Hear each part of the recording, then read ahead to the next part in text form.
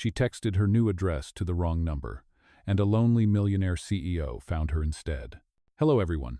Before we begin today's story, I have a small favor to ask. Please hit subscribe and turn on the notification bell so you never miss our channel's new videos. It is quick, free, and the best way to support us in bringing you more dramatic stories. Your support means the world to us. Where are you watching from? Drop your city or country in the comments below. Thank you very much. Now, let us get back to our main character. The soft hum of rain blended with the distant city traffic as Emma Brooks dragged a cardboard box up the narrow stairway of her new apartment. Her shoulders ached, her jeans were damp, and a single bulb flickered above her like it was unsure whether to give up or keep shining. She dropped the box by the door and exhaled. Finally, she muttered, brushing a strand of wet hair from her face. Emma pulled out her old phone. The screen cracked at one corner and typed a message to her best friend. Finally moved in. 41 Riverstone Avenue, apartment 7B. Come tomorrow. I will make ramen and cheap wine. She hit send, tossed the phone onto the couch, and started unpacking. Across town, in a penthouse that overlooked the glowing skyline of Manhattan, Liam Parker sat alone on a leather couch, the TV playing to no one. His phone buzzed. Finally moved in. 41 Riverstone Avenue, apartment 7B. Come tomorrow. I will make ramen and cheap wine. He frowned. A wrong number, obviously. Still, something about the message made him pause. It felt alive. He typed back, almost without thinking. Sounds cozy. Wish I could join for the ramen. Emma's phone lit up. She squinted, puzzled. Wait? Since when do you like ramen, Jenny? Another buzz. Sorry, I think you texted the wrong person. She froze, cheeks warming with embarrassment. Oh my God, I am so sorry. Please ignore that. Then came the reply. No worries, happens all the time. Hope your move went well. Something in the politeness, the warmth, made her smile. Thank you. It was a nightmare, but I survived. Surviving deserves a toast, he wrote. Ramen and cheap wine actually sound perfect. She laughed, half to herself, half to the stranger who somehow felt kinder than most people she knew. Hours passed. Boxes stayed unopened. They kept texting about moving, about work, about how New York always felt too fast and too lonely. She told him she was a waitress trying to pay rent and maybe, one day, open an art studio. He said he worked in tech, nothing fancy, just long hours and coffee addiction. Neither of them knew that this tiny mistake, one wrong number, had just crossed two lives that never should have met. By midnight, Emma lay on the floor beside her unpacked boxes, phone glowing softly against her cheek. A new message appeared. Good night, coffee girl. May your walls feel like home soon. She smiled in the dark. Good night, wine guy. Across the river, in a glass tower where silence was the loudest sound, Liam Parker read her words twice before turning off his phone. For the first time in months, he fell asleep with a smile. The next morning, sunlight slipped through the thin curtains of Emma's apartment, landing on unopened boxes and cold cups of instant coffee. Her phone buzzed. Another message. Good morning, coffee girl. Did you sleep well? She laughed softly. It was from the wrong number again. Or maybe not so wrong anymore. Barely. My mattress feels like cardboard, but I survived. Surviving deserves a medal, he replied. Then where is mine? She teased. On the way, he wrote back. For the next few days, their messages became a quiet routine. During her breaks at the café, she would text him pictures of latte art or quick sketches from her small notebook. He responded with city views from his window, the kind that looked out over towers of glass and clouds that never seemed to touch the ground. Neither of them asked for a last name. It felt safer that way, like a secret corner of the world that belonged only to them. At night, Liam Parker sat behind his desk at Haleworks headquarters, half listening to his assistant review numbers and quarterly reports. He nodded absently, eyes flicking toward his phone. One message from Emma could pull him out of the static of corporate noise faster than any investor call. When the meeting ended, he looked down at the screen again and smiled at her latest text. If I ever open my own studio, I will name it after my cat. Problem is, I do not have a cat. Oh, he typed back, then maybe name it after yourself. People will come for the art, stay for the story. She read that message after midnight, lying under a pile of blankets. The radiator hissed beside her, half working as always. Her lips curved into a sleepy smile. Maybe, she thought, people like him were the reason she still believed kindness could come from anywhere. 2 days later, rain poured again. The café was crowded. warm light reflecting off wet windows. Emma balanced 2 trays of coffee when the door opened and a man stepped inside. He wore a gray coat, casual, yet perfectly tailored, dark hair damp from the storm. She noticed the calmness first, that rare kind of quiet confidence that filled a room without trying.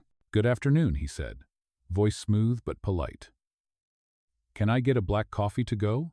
She nodded quickly. "Of course. Coming right up." As she turned to the machine, she heard him chuckle softly behind her. "You look like you have been here all day," he said. "Feels like it," she replied, not looking up. "But it pays the rent, mostly." He smiled. Mostly is better than never. When she handed him the cup, their eyes met for the first time. Something familiar flickered in his gaze, the same quiet warmth from the messages that had followed her for nights. But she brushed off the thought. He was just another customer. He placed a $10 bill in the tip jar and added a folded note beneath it. "Keep drawing. Coffee girl." Emma froze. Her heart skipped once, then twice. By the time she looked up, the man was already at the door, the rain swallowing him as he disappeared into the street. She unfolded the note with trembling fingers.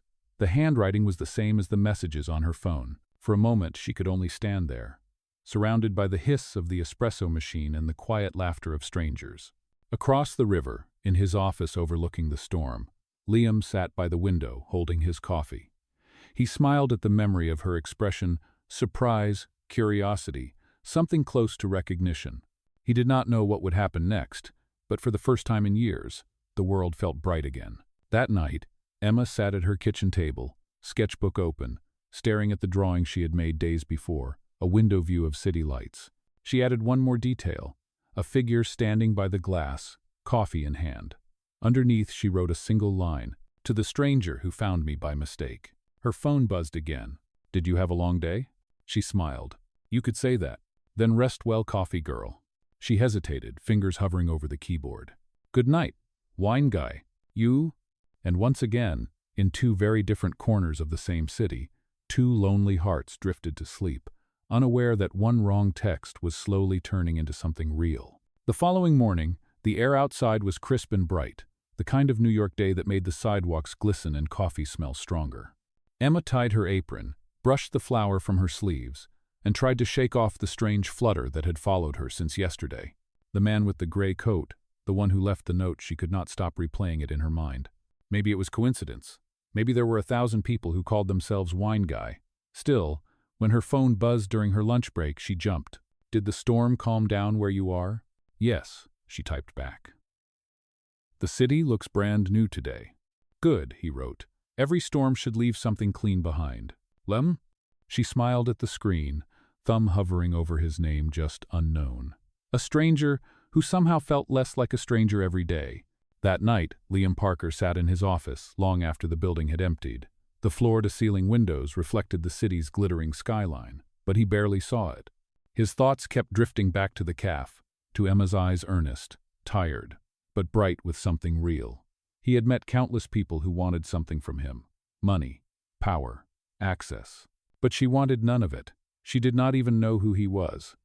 That made her the most honest person he had met in years. He leaned back in his chair and opened his phone. Her latest sketch appeared on his screen, a steaming cup on a windowsill, drawn with uneven pencil strokes. She had captioned it, "Late nights taste better when they mean something." He stared at it for a long time. Maybe it was time to see her again, not as Wine Guy, not as the hidden voice behind the messages, but as himself, just Liam. Days passed. Work consumed him, meetings stacked like dominoes. Yet, every night, the conversation with Emma returned. It became the thread that held his long, cold days together.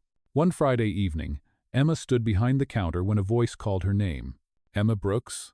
She looked up, startled. A woman in a crisp navy dress approached, holding a card. "I am from the Parker Foundation. We are hosting an art charity event next week. We saw your sketches on social media. Would you be interested in displaying your work?" Emma blinked, stunned. "My work? You mean actually show it?" The woman smiled. "Yes. Someone from our board recommended you." Emma accepted the card with trembling hands. The name Parker Foundation meant nothing to her, but the chance itself felt unreal. After the woman left, she called her best friend Jenny, laughing through tears. "Can you believe it? My first real art show." Across the city, Liam closed his laptop and stared out into the rain again. His assistant had delivered the confirmation. The caf girl had accepted the invitation. He should have felt accomplished, but instead, his chest tightened. He was helping her, yes, but she still did not know it was him. The night of the event arrived. The gallery glowed with golden light, walls lined with paintings from emerging artists. Emma stood near her small display. 6 sketches of daily life, coffee cups, rainy streets, window views, all pieces of her quiet world. She wore a simple navy dress and scuffed heels, her hair pinned back. She looked nervous but proud. Guests stopped to admire her work, offering compliments and kind smiles. She thanked them shyly. Then, out of the corner of her eye, she saw a familiar figure near the entrance, tall, composed, wearing a black suit that fit like it was made for him. Her heart skipped. Liam Parker. He was talking to the curator, calm and effortless, the kind of presence that drew attention without asking for it. Emma frowned, uncertain. He looked so different from the man who had ordered coffee in the rain, yet the same quiet warmth was there. She stepped closer, half curious, half afraid. When he turned, their eyes met. For a moment, time stopped. His expression shifted recognition, surprise, then something softer. "Emma," he said, voice low but sure. "You," she whispered, realization dawning slowly. "You are." Before she could finish, the host's voice filled the room. "Ladies and gentlemen, please welcome our guest of honor tonight, Mr. Liam Parker, CEO of Haleworks and founder of the Parker Foundation." The applause drowned everything else. Emma stood frozen, her heart pounding in her chest. CEO. Guest of honor. The man she had been texting, the man who came to her caf, was not just some quiet stranger. He was him. Liam took the stage, giving a measured speech about art, community, and second chances. But his eyes never left hers. He could see the disbelief on her face, the tremor in her hands as she slowly backed away from the crowd. As soon as the applause ended, Emma turned and walked out into the cold night air, her breath catching. She felt foolish, small, betrayed. How could she have been so blind? Inside, Liam handed the microphone to an aide and followed her toward the exit. But by the time he reached the street, she was gone, disappearing into the city that had first brought them together through one wrong message. He stood there, rain beginning to fall again, whispering to no one. "I never meant to lie. I just wanted to be someone real." And somewhere blocks away, Emma sat alone on a bench under a flickering streetlight, the night pressing heavy around her. The only sound was the steady buzz of her phone, one new message from unknown. "I am sorry, coffee girl." She stared at it until the screen went dark. The city never really slept, but that night felt quieter than usual. Emma sat on the cold bench outside her apartment, the rain soaking through her thin jacket. The phone in her hand kept flashing with unread messages from Liam. She read them one by one, but every word stung worse than the rain. "Emma, please let me explain. I never meant to deceive you. You made me feel human again." She locked the screen, her throat tightening. All this time, the man she had opened her heart to had been living in another world entirely.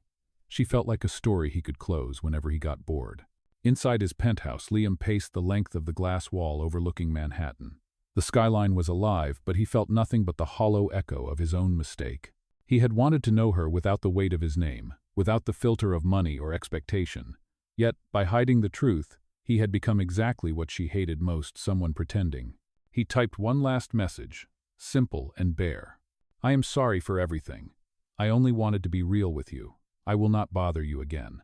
Lou." Then he placed the phone face down on the table and walked away.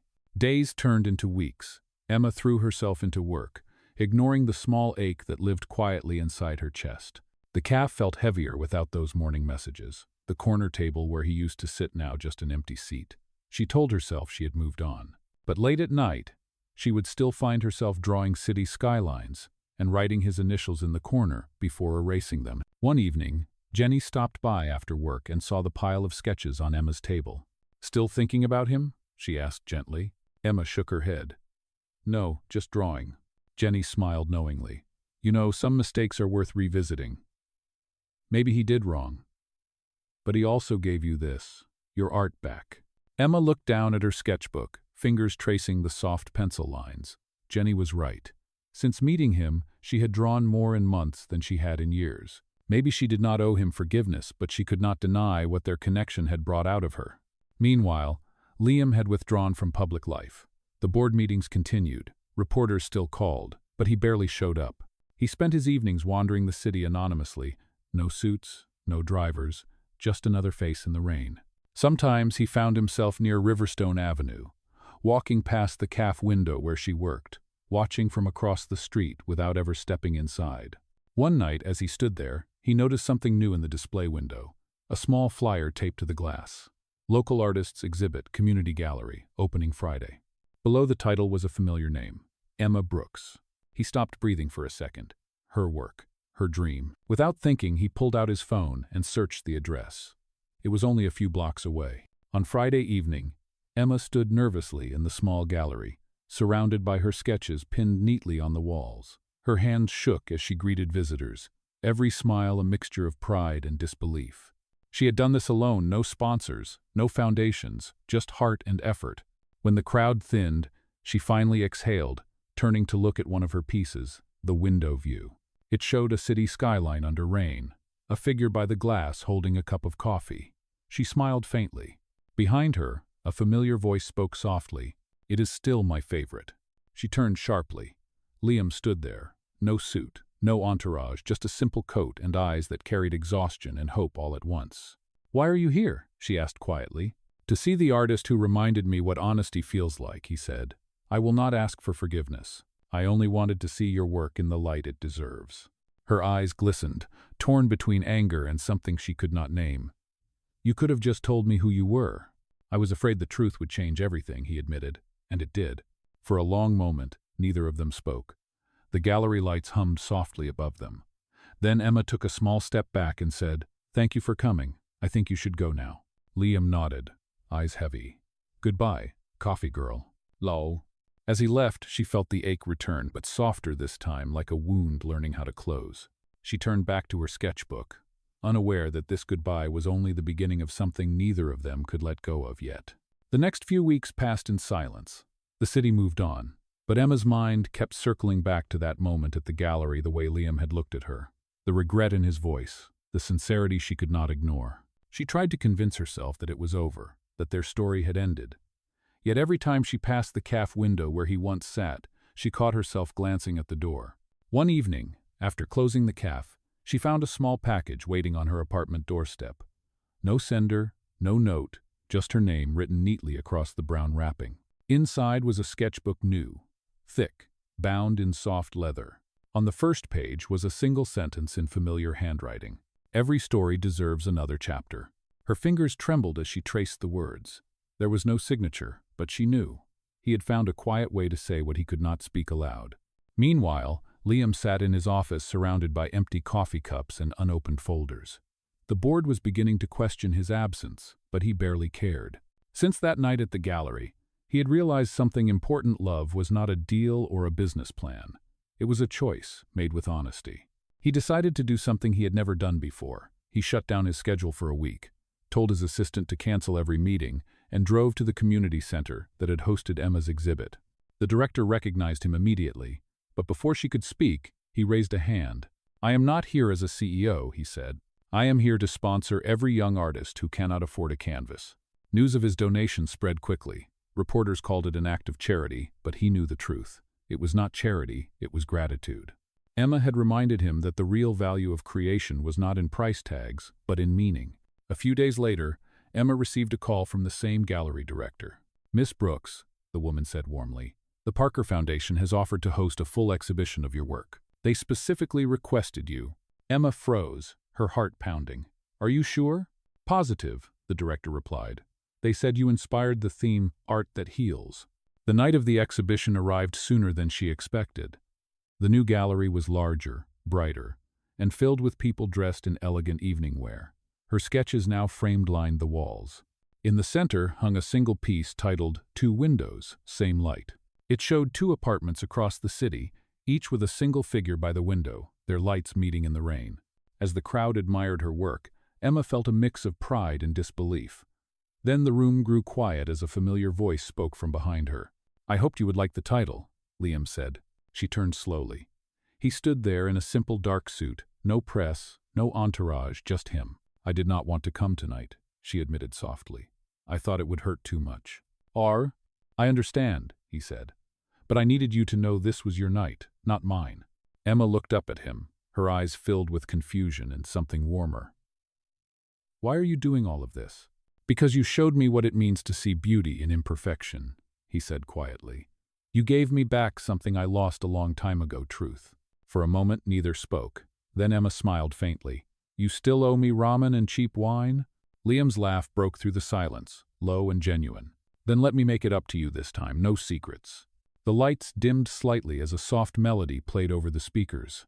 Around them, people clapped politely for the art, unaware that the most important masterpiece in the room was not hanging on the wall, it was standing right there between them. And for the first time, Emma did not feel like she was living in two different worlds. She felt seen, understood, and perhaps finally ready to forgive. The evening after the exhibition, the city glowed with quiet rain. Emma walked home alone, her heels clicking against the wet pavement. Her mind replayed every word Liam had said. No secrets. Truth. She wanted to believe him, but trust was a fragile thing. Still, there was something in his voice steady, humble, that made her think maybe people could change if they really wanted to. When she reached her building, she saw a familiar figure standing under the awning, holding 2 paper cups of takeout ramen. He looked up as she approached, the same boyish smile from that first wrong text lighting his face. I figured you might still be hungry, Liam said. And I owed you dinner. Emma crossed her arms, trying not to laugh. You remembered. I remember everything, he replied. Even the cheap wine. She hesitated, then stepped closer, accepting the cup he offered. The steam rose between them, smelling like ginger and late-night memories. They stood side by side, the city lights reflecting off puddles at their feet. You did not have to do all of this, she said quietly. I know, he answered, but I wanted to. Why? Because when I met you, I finally understood what home feels like. It is not walls or windows. It is the person who makes the noise outside disappear. Emma stared at him for a long moment, her throat tight. That sounds like a line from one of those sad romance movies. Liam smiled. Maybe, but it is still true. They ate in silence for a while, the rain soft around them. When the cups were empty, he reached into his coat pocket and handed her a folded piece of paper. Inside was a small key. What is this? She asked. He looked nervous for the first time. It is the key to a small studio space on Orchard Street. It is under your name. It is yours. Emma shook her head immediately. Liam, I cannot accept that. It is not a gift, he said quickly. It is an investment. I saw what your art does to people. It makes them feel again. Let me help you share that. Her eyes filled with tears. You do not need to buy my forgiveness. He took a small step closer. I am not trying to buy anything. I am trying to earn it. The rain eased, turning to mist.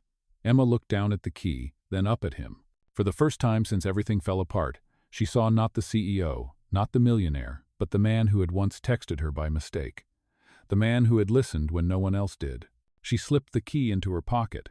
Maybe you can start by helping me paint the walls, she said softly. Liam grinned, relief breaking across his face. Deal. Over the next few weeks, they met at the studio every evening after work. They cleaned, painted, and filled the empty space with music and laughter. Liam learned how to stretch a canvas and spill paint without ruining his shoes. Emma taught him to let go of control, to see beauty in chaos. One afternoon, as sunlight streamed through the wide windows, Emma caught him watching her quietly. What? She asked, half smiling. He shrugged. I was just thinking how wrong numbers can lead to the right places. She rolled her eyes, but smiled anyway. You really like that phrase, do you not? It is my favorite mistake, he said simply. And when the day ended, they stood in the middle of the new studio, surrounded by blank canvases and the smell of fresh paint. Emma leaned her head on his shoulder, and for the first time in a long time she felt steady. In the distance, the city lights blinked like scattered stars. 2 lives, once separated by chance, now intertwined, not by wealth or status, but by choice. It had started with one wrong text, but standing there together, Emma finally realized it had never really been wrong at all. Weeks turned into months, and the little studio on Orchard Street slowly became more than just 4 white walls. It became Emma's sanctuary, a place where dreams had texture and color. Her sketches turned into paintings, her quiet confidence into something radiant. Every Friday she opened the door to the public, and people came, neighbors, caf regulars, even tourists who stumbled upon the warm glow from her windows. Liam was there for every single one of those nights. He never stood in the spotlight, never mentioned who he really was to anyone who visited. He simply helped set up easels, carried boxes of paint, and brought her coffee when she forgot to eat. To most people, he was just the tall guy who always smiles at the artist. But to Emma, he was the reason she had found the courage to keep painting in the first place. One evening, as they were locking up the studio, Emma turned to him. "You know, I keep waiting for you to disappear again," she said softly. He looked surprised. "Disappear? Yes, you are always busy. Your life is huge. I still do not know why you keep showing up here." He met her eyes, serious now. "Because this is where I finally feel small in a good way. Every time I stand in this room, I remember what really matters. You remind me of that." Her heart thudded. For a long time she said nothing, afraid that if she spoke, the moment would shatter. Then she whispered, "You really mean that?" "I do," he said simply. "I would trade every boardroom in the world for 5 minutes of this peace." The following week, Emma received an invitation in the mail an elegant envelope with her name in silver script. It was for the annual Haleworks Charity Gala, signed personally by Liam Parker. She hesitated, remembering the last time she had seen him in that world of glitter and applause. But something inside her whispered that maybe this time would be different. When the night came, she stood at the entrance in a simple emerald dress, her hair pinned loosely. The ballroom shimmered with chandeliers and soft jazz, but her focus was on the man walking toward her. Liam's expression softened the moment he saw her. "You came," he said. "I figured I owed you a dance," she replied, smiling faintly. He offered his hand, and she took it. As they moved slowly across the marble floor, she felt the crowd fade away until it was just the two of them. "I was scared to invite you," he admitted. "I thought you would think I was showing off again." Emma shook her head. "Not this time. You are different now." He smiled. "No secrets?" "No secrets," she said. The song ended, and gentle applause filled the air. Liam leaned close and whispered, "Come with me." He led her outside, onto the terrace overlooking the city. The night was clear, and the skyline glittered below them. "I used to stand here alone," he said quietly. "Now I cannot imagine standing here without you." Emma turned to him, eyes glistening under the soft light. "I am not sure where this is going, Liam," she said honestly. "But for once, I am not afraid to find out." "You call." He smiled, relief washing over his face. "That is all I needed to hear." As the city hummed beneath them, Liam reached for her hand. Their fingers intertwined naturally, like they had been meant to fit that way all along. And for the first time since that wrong text months ago, both of them knew they were no longer strangers connected by coincidence, but two people choosing the same story, one message, one heartbeat, and one chance at a time. The days after the gala felt strangely quiet, as if the city itself was catching its breath. Emma returned to her studio, still replaying the sound of the orchestra, the feel of Liam's hand steady in hers. Something had shifted that night. The walls she had built around herself were beginning to soften, brick by brick. She poured herself into her art again, but this time it was different. Her sketches were warmer, her lines freer. Every brushstroke carried a small trace of hope. And every evening, just as the sun disappeared behind the skyline, Liam would show up sometimes with coffee, sometimes with silence, but always with that same calm presence that made everything else fade away. One afternoon, Emma walked into the studio to find him already there, hanging one of her new paintings. "You are early," she said, smiling. He turned, holding the frame steady. "I wanted to surprise you." She crossed her arms playfully. "You are supposed to be running a company, not helping me rearrange my walls." Liam grinned. "Maybe I like these walls better. They tell the truth." She watched him for a moment, then reached for her sketchbook from the table. Inside was a half-finished drawing of a window with two figures standing on opposite sides of the glass. "Do you remember when we first started texting?" she asked. He nodded. "You sent your address to the wrong number." "And you replied," she said softly. "You could have ignored me." "I almost did," he admitted. "But something about your message made me stop. It sounded like someone trying to start over." I knew that feeling too well. Emma looked down, tracing the edge of the page. "I think I was trying to find home that day," she said. "I just did not know it was going to be a person." Liam stepped closer, his voice gentle. "Emma, you found me when I was lost too. You just did not know it." There was a quiet moment between them, the kind of silence that said more than words could. Then, with careful hands, she tore the drawing from her sketchbook and handed it to him. "Keep this," she said. "It is the first thing I ever drew that felt real."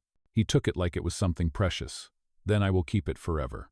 Later that week, he invited her to dinner, not in a restaurant or a ballroom, but in the very studio they had built together. The walls were lined with her paintings, Candles flickered on the tables, and through the windows, the city lights shimmered like stars.